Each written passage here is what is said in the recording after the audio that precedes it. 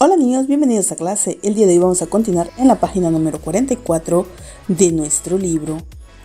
Esto se titula Los textos expositivos.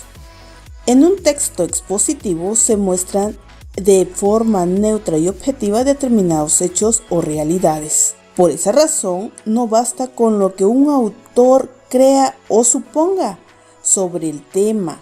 Es necesario recopilar información sobre el hecho y asegurarse de que es veraz para divulgar conocimientos ciertos y confiables.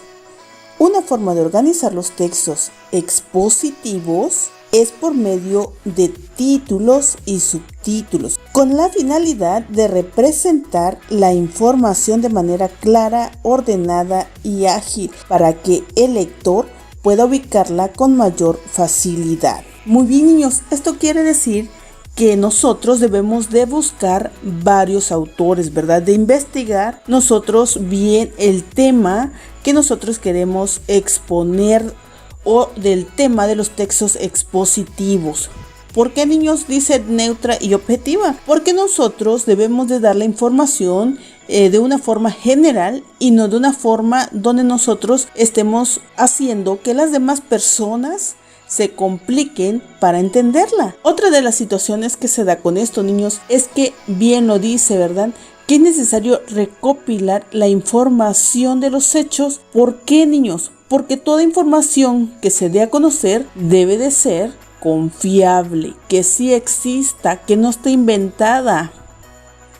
Dice, para responder las preguntas que ustedes propusieron para definir el tema o problema, elaboren pequeños textos en los que deberán escribir la definición del tema, establecer relaciones de causa-efecto, describir eventos o procesos. Estos 3 puntos, niños, lo deberán de tener presente.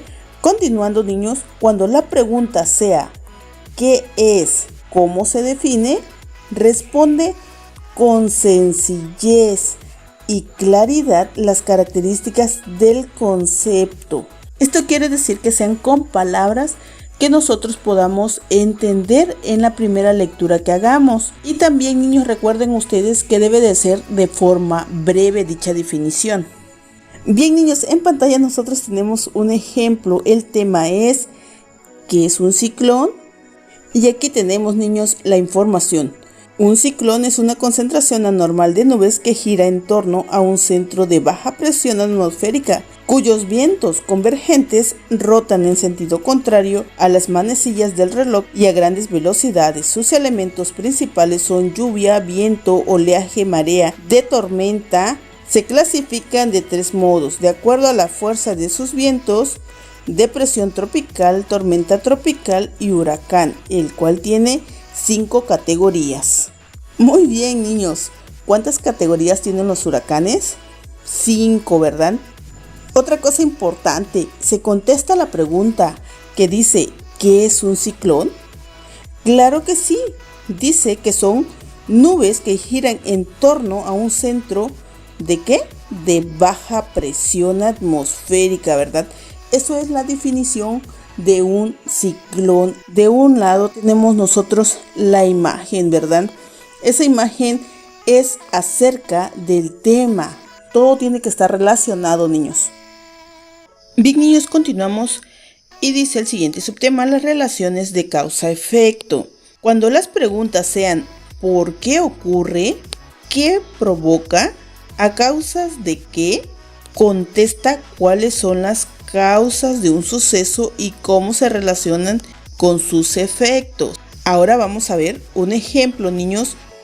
Y aquí tenemos este ejemplo que se titula ¿por qué se producen las avalanchas? Y como ustedes pueden observar, niños, tenemos 2 columnas de información, ¿verdad?, acerca de este tema.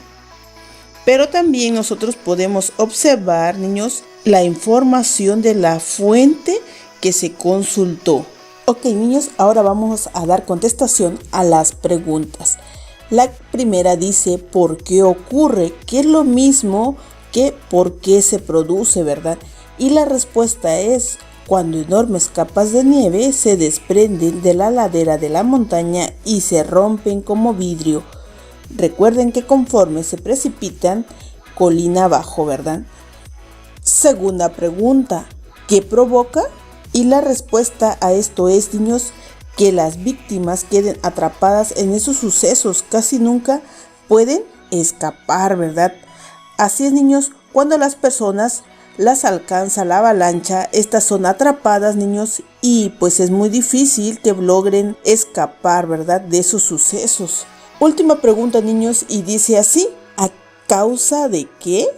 Respuesta, la forma en la que se adhieran las capas determinará la facilidad con la que se debilite una y provoque un deslizamiento. Como ustedes pueden observar, niños, nosotros hemos dado contestación a las preguntas que tenemos en este apartado. Por eso dicen que la información, niños, de nuestros textos expositivos deben de ser claras, objetivas. Continuamos, niños, las descripciones de eventos o procesos. Cuando tienen que responder las preguntas, ¿cómo se produce? ¿Qué características tiene? ¿Cuál es el origen? Debes redactar la descripción del proceso, suceso o fenómeno, enfatizando lo que ocurre paso a paso. Y aquí nosotros tenemos un ejemplo, niños. Este ejemplo, niños, tiene como título ¿cómo se origina un tsunami? Y también tiene la bibliografía, ¿verdad?, ¿dónde se obtuvo esta información? Ahora bien, niños, vamos a dar contestación a las preguntas anteriores y la primera dice ¿cómo se produce? Y la respuesta, niños, a esto es: para que un terremoto origine un tsunami, el fondo marino debe de ser movido abruptamente en sentido vertical, de modo que el océano es impulsado fuera de su equilibrio normal. Pregunta número 2, ¿qué características tiene? Y la respuesta: el tamaño de las olas del tsunami será determinado por la magnitud de la deformación vertical del fondo marino. Pregunta número 3, ¿cuál es el origen? Y la respuesta, niños: el movimiento inicial que provoca la generación de los tsunamis es una dislocación vertical de la corteza terrestre en el fondo del océano, ocasionada por un sismo. Y como ustedes pueden apreciar, de la misma forma, niños, se han dado contestación a las preguntas, ¿verdad?, que tenemos en este apartado. Muy bien, niños, recuerden que para que este sea un texto expositivo debe de reunir las características, ¿verdad?, y también dar contestación a las preguntas que ya nos han informado también por escrito en el libro. Así que, niños, los trabajos deben de cumplir con sus características, de lo contrario ya no pertenecen o ya no son un texto informativo. Continuamos, niños, el uso de nexos. En los textos expositivos se utilizan nexos que tienen como función unir enunciados o partes de un texto.